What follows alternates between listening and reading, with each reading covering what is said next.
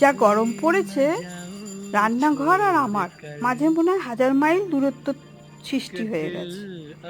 রান্না করতেই মন যায় না, যা গরম।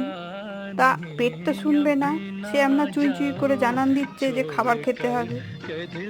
আমার মতো যাদের অবস্থা, তাদের জন্যই আমি কতগুলো সহজ ভর্তার রেসিপি নিয়ে আমার চ্যানেলে হাজির হয়েছি।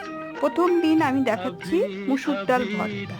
মুসুর ডালটা ভালো করে শুকনো শুকনো করে সিদ্ধ করে নিয়েছি, আর আধখানা পেঁয়াজ, 4টে রসুন এবং 3টে শুকনো লঙ্কা ও জিরে ভালো করে তেলে ভেজে নিয়েছি।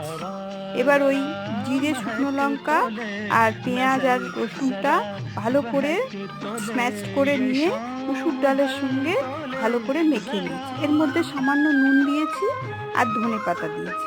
ধনেপাতা দিয়ে মেখে তৈরি হয়ে গেল মুসুর ডালের ভর্তা।